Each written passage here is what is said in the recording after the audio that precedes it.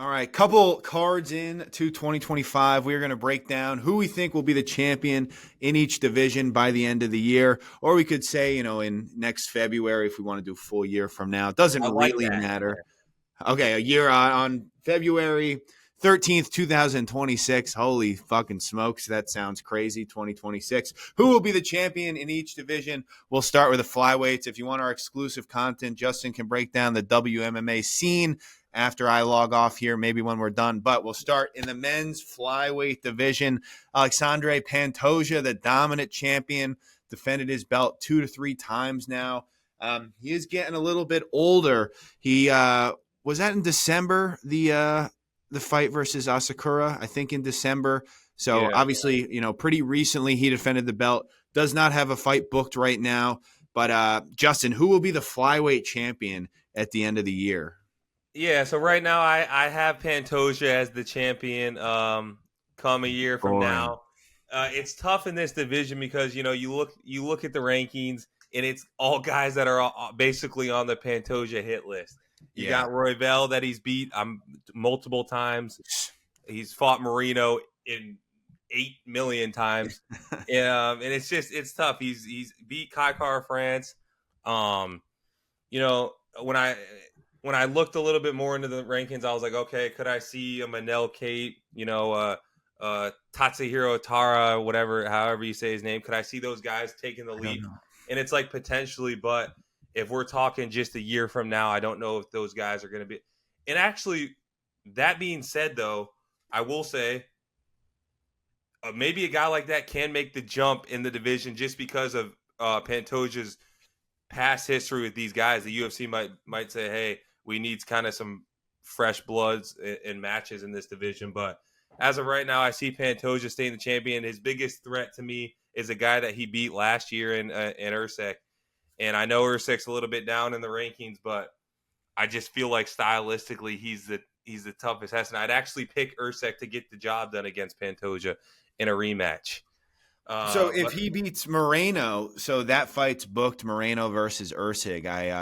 If Usyk beats Moreno, would he just get another title shot? Because you can't really go. He lost back-to-back fights, and he's coming off a first-round knockout. No, I don't think so. I think he's going to have to win at least 2 to 3. I would say probably 3 fights. He just lost the title fight, and then he gets knocked out by Kai Kara France. I think you got to go.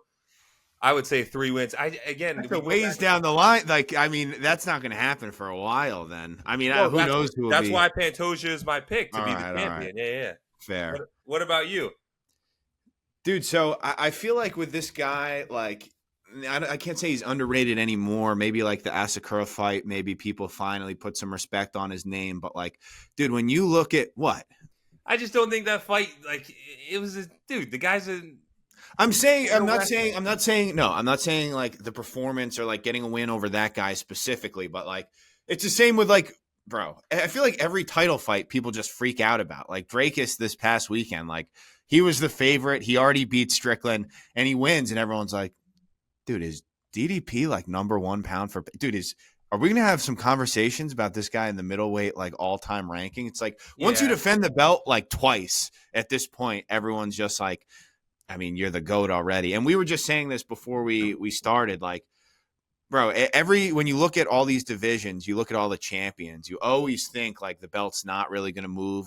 It's easy to go down the line and be every guy's going to retain the belt. But bro, last year it would have been the same conversation. No one thought DDP would be champ. No one thought Bilal Muhammad would be champ. So obviously stuff happens, right? So it isn't the craziest thing or when Pereira moved up to you, he started that division in middleweight or started the year in middleweight. And by the end of the year, he was the champ up at 205 a couple years ago. But back to flyweight. Yeah, I agree with you. I don't really see anyone beating Pantoja, but this division is so weird with how they're going to choose who gets the title shots. Moreno is the most deserving. If Moreno hadn't lost to him 3 times, he could get another title shot. He beat whatever the bum's name is, Albazi, dominantly. He looked great in that fight. So, and Albazi, it was perfect. If Albazi beat Moreno, then you give him the title shot. Obviously, he got dominated, so you can't. I think I saw a rumor that it could be Kai Kara France. obviously, again, he already beat Kai Kara France, but like we saw a lot of people didn't think Kara France would beat Usyk, but like with his boxing, with his like legit power, he can like really starch people at 125, which people don't have. He can definitely beat Pantoja, but like I'm just not picking anyone to beat Pantoja right now. You look at the outline of a year, you're only going to fight once or twice. So I see him holding on to the belt for sure. And maybe even getting a second belt if he fucking fights one or two more times, defends this belt. He's cleared out the division. He can move up. Speaking of moving up, 135, the bantamweights, we've seen that belt freaking get passed around like, I don't know if I can make jokes like that on this podcast, so I'm not going to say it. But it has got passed around quite a lot. Sean O'Malley got it stolen from Merab back this past summer or September, I believe it was. Now Merab looks like he could not lose to anyone. He was a huge underdog somehow to Umar Nurmagomedov. I obviously picked Merab. You picked O'Malley. It's like you hate Merab for whatever reason. O'Malley. I've been backing Merab. What? I've been backing Merab ever for a very long time now. So, did you mean Umar O'Malley? You talking about? What did I say? You just said I picked O'Malley. Absolutely not. We were all on. You picked O'Malley. You picked Umar. I'm saying you always pick against Merab, unlike me. Yeah, Check I've the tape. Never picked Sugar Show. No shot. Okay, whatever. Well, then who? So, what do you see this bantamweight title picture looking like? I think after going into this year, like if we were asked this question a month ago, or I guess right over a month ago, I forget when that was, like the 11th or 18th. Everyone would have had a different answer. Everyone thought Umar was going to beat this guy. It looks like no one can beat Merab right now. Who has a shot against him at bantamweight? What do you see as next in this division? And then who will be the champion a year from now? Yeah, look, I actually do have a new champion here at the bantamweight division. I know what you're gonna say. Who do you think I'm gonna say? Say it. I'll say it with you because you're gonna do it. It's your boy. Yes, sir, Piotr. I know you're gonna say it like that too. I have my boy Piotr Jan getting the belt back. Actually, I do this year. Hopefully, we'll see Merab. I could see Merab pulling a little toe here, shoulder there to extend the title reign. But I do have Piotr Jan getting the belt back. Why? You say, look, he did get dominated by Merab. I have my reasons as to why he lost that fight. Don't get me wrong, Merab isn't going to be an easy task for Peter Yan. I just do think he's gonna be able to do enough in a rematch against Merab in 5 rounds to get it done. But he got smoked though. He did absolutely. But I do think some things played into factor in that one. He apparently had a blown shoulder in that fight. Kind of looked like it. Watching the fight, I've seen all his fights and just watched him. I don't know what it was early in that fight though, but even starting in the second round, he looked like way more drained than he ever had. And don't get me wrong, Merab spams takedowns, all that stuff. He makes his guys work, but something looked off with Piotr Jan in that fight, I will say. But look, he's on a 2-fight win streak, and really his huge losing streak that people like to talk about, I exclude the O'Malley fight because he won that fight easily. If they rematched, everyone would tell you Peter Yan. I mean, not everybody, but I would pick Peter Yan to win, and I think he won that fight easily in their first one.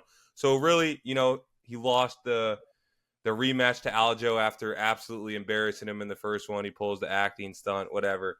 It's just a guy that I think is an elite fighter, a complete fighter, and I think he's got the best shot of giving Merab a run for his money because you look at some of these other guys. Don't get me wrong, Umar as well. I think Umar comes in, doesn't break the hand. That fight could look a little different, but Umar, Peter Yan, maybe a little bit. Corey, actually, I'd actually maybe take Corey Sandhagen to get the job done against Merab, but yeah, the other guys are just kind of outmatched in this weight division. I think the UFC is going to try and put a rematch together with him and Sean O'Malley to try and obviously get Sean the belt back. I think he dominates that fight again, and then we see Peter Yan get one more victory, and we see him get his title shot by the end of the year. What's your take? Did you see apparently Sandhagen versus O'Malley, UFC 315? That's the fight to make right there. Beautiful. Now that pushes my Jan title shot back a little bit, probably, but that's fine. No, dude, I thought that meant that Jan is next.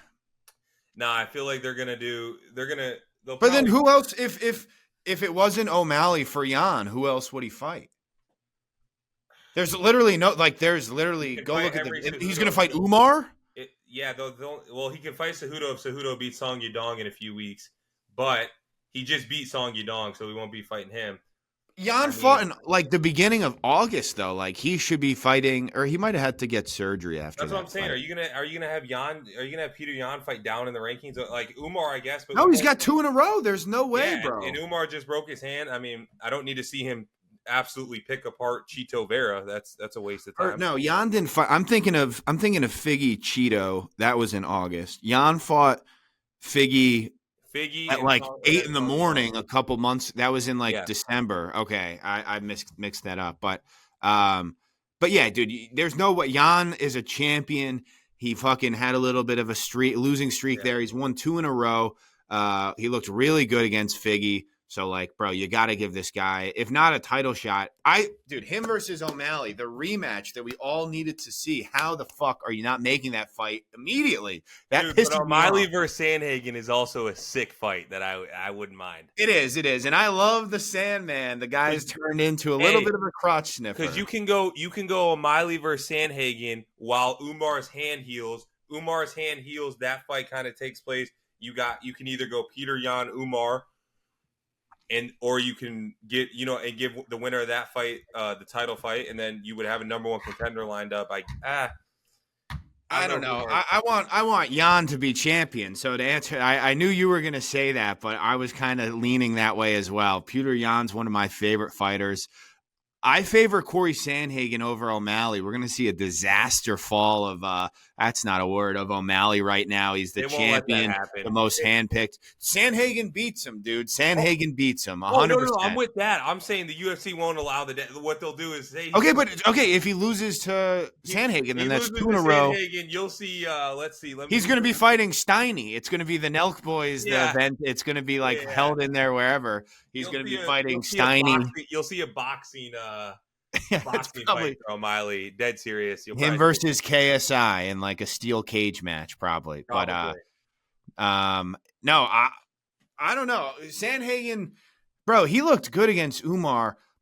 He's one of my favorite fighters, man. Him and Jan, 2 of my favorite guys. But like, I think skill for skill, it almost looked like Sandhagen forgot how to strike. Like, he's been working so much on his wrestling, he like completely forgot that striking is part of this. He used to be like the best striker in the UFC, and now like you tip the cap to him for like making the changes and being as good of a grappler as he is now. He nullified everything coming at him from Umar.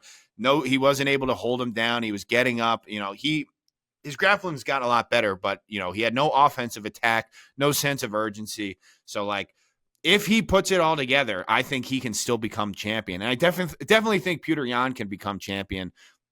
I'll just agree with you and say Yan, because when you look at the list, the next couple names, there are not too many guys that I could confidently say that belt is changing hands. Peter Yan, ballin' and brawling, we both say it. He will be the champion by year's end. I really freaking hope so, at least. All right, moving on, 145 featherweight.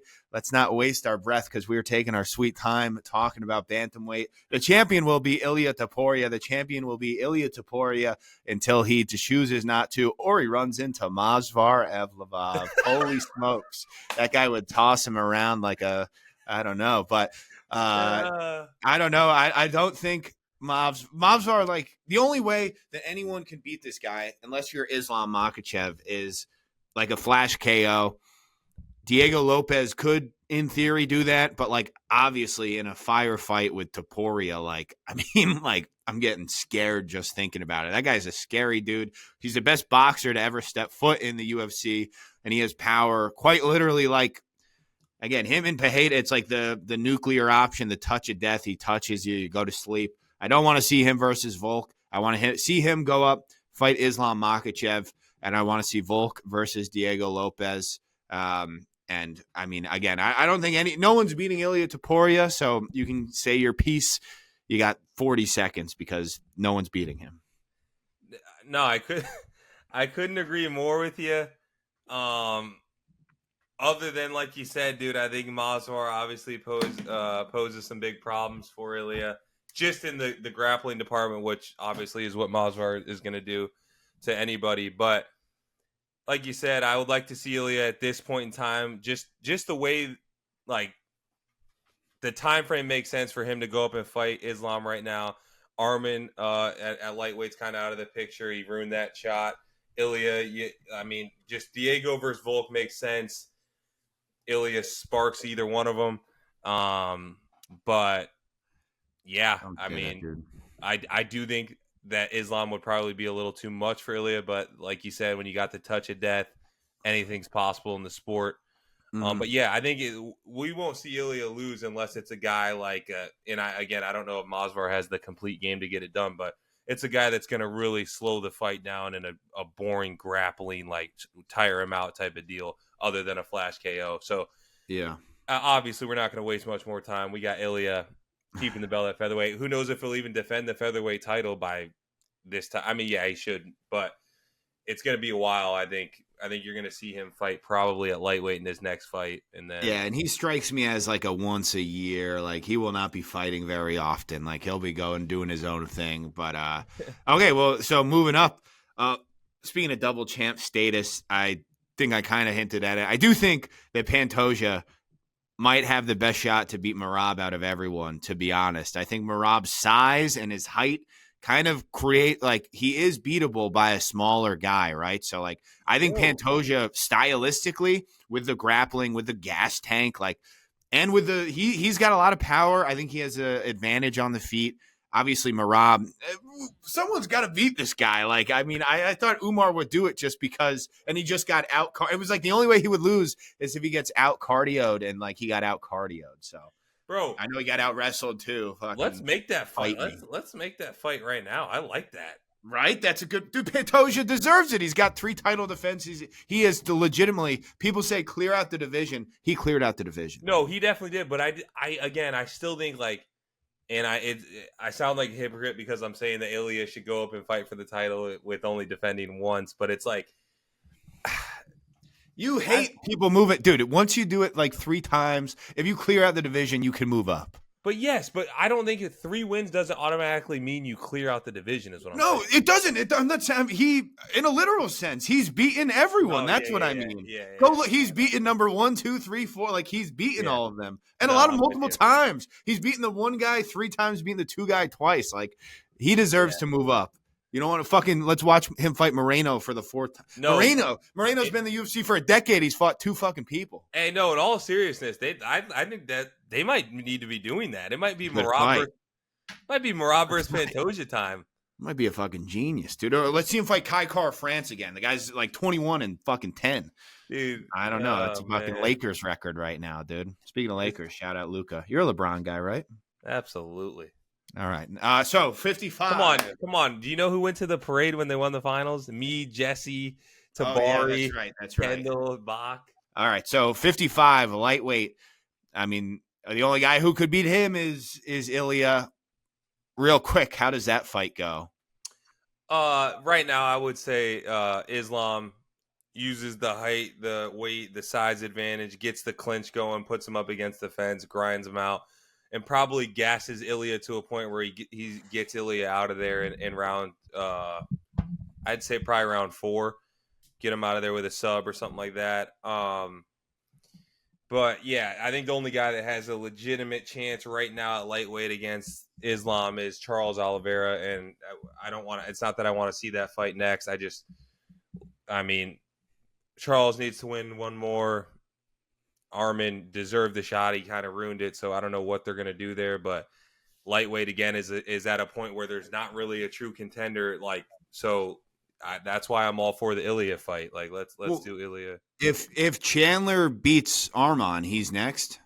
Absolutely not. All right. Islam Makhachev will be the champion at lightweight. Make no mistake about it. Unless the touch of death, Ilia lands something devastating. I don't see it happening. I see Islam as the lightweight champion. Yeah, but you could see Ilia sparking him, right? Absolutely. Dude, That would just be. That would be. I can't even like put. The words I don't together. think Ilia would reign long at lightweight just because the guys are so much bigger. Some guys would be able to at least take some of the shots, get them down. Like I think Charles Oliveira would be too big for him, but not Islam. No, I said that. I said Islam would be too big for him. What do you? Oh, okay, but Yeah. okay, so he could knock anyone out. But yeah, I got you. Not that he can't knock him out. Like he can knock these guys out, but I think Charles and Islam would just probably be able to get him down and keep him down because they're so much bigger than dude. Charles Oliveira is the big guy. So is Islam's fucking massive. No, Islam's. That's what I'm saying. Islam's ginormous. All right. No, I no one's beating Islam, dude. There's no way. Like other than Ilia, which now that I'm saying it, like that's like a coin flip for me, but I'm not picking it right now. That's the fight we need to see though. Like what are we even waiting for? There were a couple fights that we needed to see going into the year. That's one of them. We're going to get into a lot of the other ones in a couple minutes.